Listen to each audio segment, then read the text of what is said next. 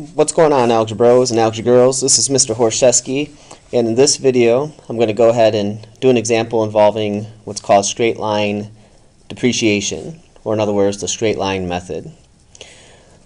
So our example says, suppose a company has just purchased a new machine for its manufacturing facility for $120,000. The company chooses to depreciate the value of the machine using the straight line method over 10 years.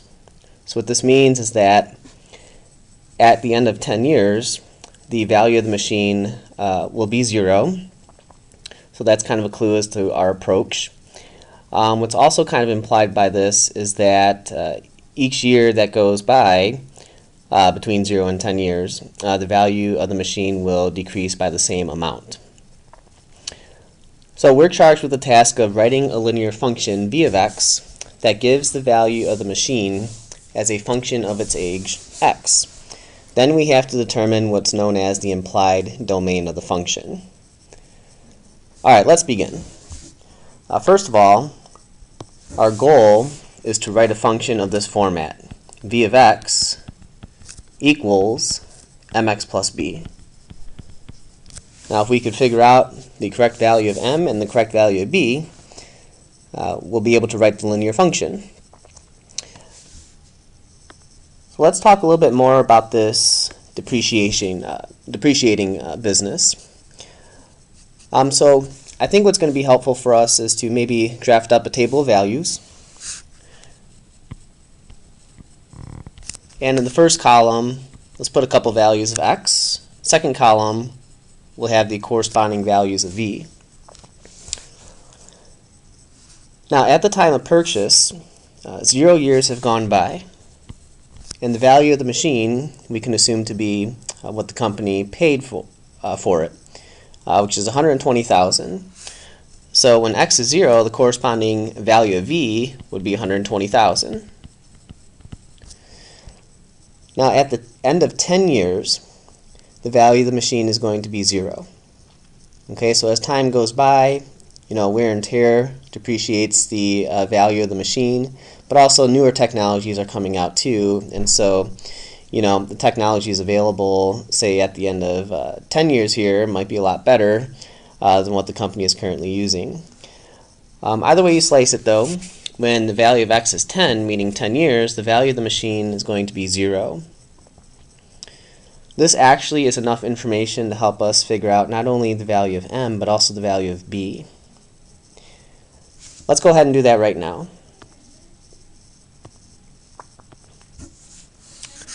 The value of m is found by using the formula for slope. You can think of 0, 120,000 as an x1, y1 combo, and then 10, 0 as an x2, y2 combo. In which case, when you insert it into the formula for slope, we'd have 0 minus 120,000 on top, so that's y2 minus y1, all over 10 minus 0, which is x2 minus x1. And you wind up getting negative 120,000 on top, and then positive 10 on bottom. And simplifying that, we get a slope of negative 12,000. We'll see the significance of this when we form our linear function v of x. Also in this table is a value of b. The value of b is much like we've learned before. Okay, it is the y-intercept, or where the graph would intersect the y-axis. In other words, our y-intercept is given by this bit of information. When x is 0, y, or v, in this case, is 120,000. So 120,000 is a value of b. And since we have both ingredients required to write the linear function, we'll go ahead and do just that. V of x equals our slope, negative 12,000, x plus our b value of 120,000.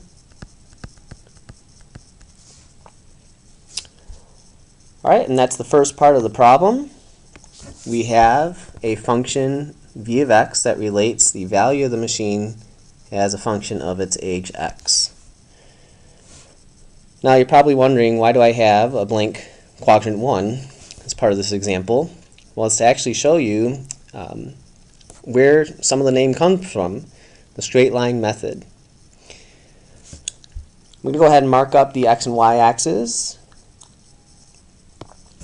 First of all, let's note that the x-axis stands for the age in years, and that the y-axis stands for the value of the machine, assumed to be in dollars.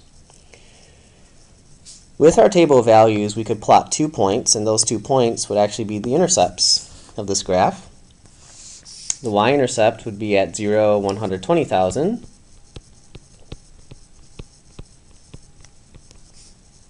There we are. And then the x-intercept would be at 10, 0. So we're on the x-axis when x is 10, meaning 10 years. Now going back to the function, we have a slope of negative 12,000. If you wanted to envision that as a fraction, it'd be negative 12,000 over 1, meaning that as each year goes by, the value of the machine goes down by how much? 12,000. Okay, all the way until we get to year 10, in which case the value of the function is 0, or the value of the machine is 0, I should say. So because of that fact, we can connect these intercepts, and we would connect these intercepts in the form of a straight line. And that's the best I can do freehand on my slippery screen here. But, you know, all things considered, you know, the straight line method, or depreciating a machine using the straight line method, should always come out to look like some sort of linear graph, the graph of a linear function. But what we're not supposed to do here is extend the line beyond the intercepts. So technically what we're looking at here is a line segment. And the reason why we're not going to extend beyond the intercepts here, in other words, I'm not going to go past this and make a little arrowhead, and I'm not going to go past the x-intercept and make an arrowhead, is because of something called the implied domain. So we'll work on the final part here, implied domain.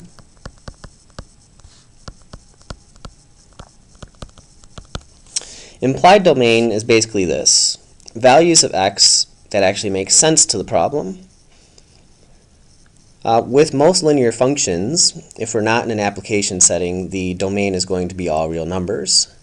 But in this case, all real numbers doesn't really make sense. First of all, if you think about negative values of x, we're talking about negative years or negative time, which, you know, that doesn't really make sense in a problem such as this. All right.